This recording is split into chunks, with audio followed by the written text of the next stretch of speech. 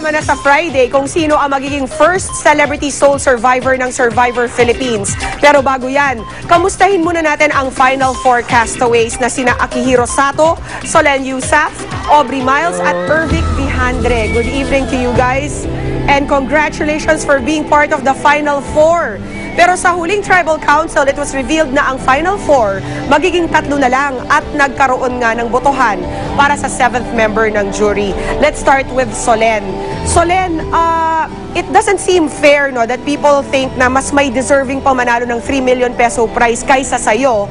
After all the hard work you've been through, what would you do with 3 million pesos in case you win it? If I win it, I'm going to work with a few charities, including in Smoky Mountain and the Cruz Foundation. And then part of it is also going to go to investing in an apartment.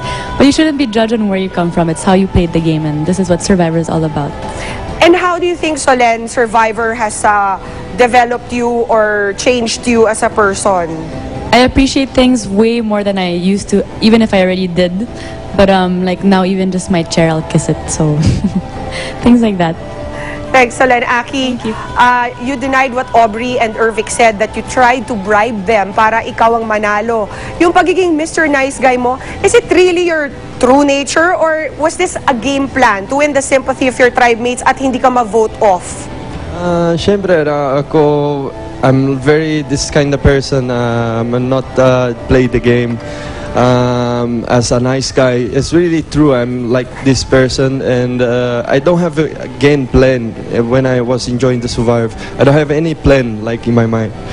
So and that I didn't ask them. I never offered him money because everyone deserved to win the 3 million. So never I offer any prize for anyone. Okay, ikaw naman, Ervic, ilang beses mong naipagpalit yung friends mo para kay Aubrey. Totoo bang you are doing all these for publicity? Hindi. Kasi, kagaya nung pagsali ko sa Survivor, may strategy ako na pinlano ko bago ako sumali doon. So, ang naging strategy ko talaga is one alliance all the way hanggang matapos. So, yun. Kamusta naman kayo ni Princess Nell? Have you had a chance to talk pagkatapos nung supposed suntukan incident with her Australian boyfriend? Ako ayoko nang palakihin pa yan kasi wala naman talagang nangyaring wala naman masyadong nangyari talaga. So, para saan tapos na yan eh. Wala namang dapat pag-usapan na. Aubrey, the manipulator ang naging bansag sa'yo. Aren't you afraid na baka balikan ka ng mga natapakan mo or nagamit mo while playing the game dun sa final night? Hindi naman kasi sinasabi nga nila na gano'n ako. Yung pagka-dirty player ko, nature of the game, talagang medyo, ang larong Survivor, medyo gano'n. It depends kung paano mong iti-take eh. Ang dirty doesn't mean bad.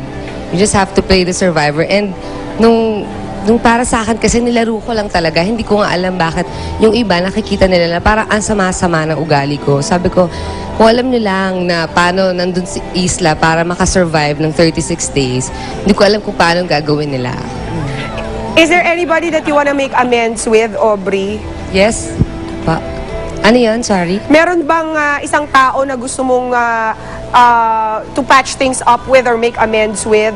Wala na naman kasi lahat naman kami okay naman kami lahat. Siguro kung meron man nagtampo sa akin, magsusorry naman talaga ako. Kung may problema naman, pwede naman nila akong kausapin kasi diretso naman ako. And kung meron talagang maliit na bagay na talagang gusto ko, ayun nga, si John. Pero I think okay na kami.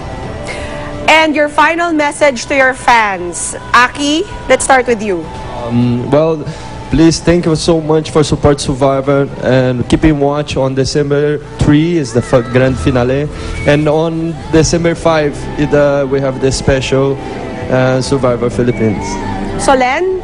Thank you also for supporting Survivor and then also supporting me throughout the way. And hopefully you guys end up with the story you want. and sana po manood kayo yung nga finale namin December 3. And sana po wag niyo naman kami ma-judge yung mga ginawa namin. It's just a game. And sana po maging happy kayo sa December 3. Maraming salamat po sa mga sumuporta sa Survivor. Sa December 3, live finale, kung ako yung gusto nyong manalo, wear green. Purple. Oh, yellow. Blue. you. Okay, maraming salamat sa inyo, Aki, Solen, Aubrey, and Irvic Thank you. of Survivor Philippines Celebrity Showdown, and good luck to all of you.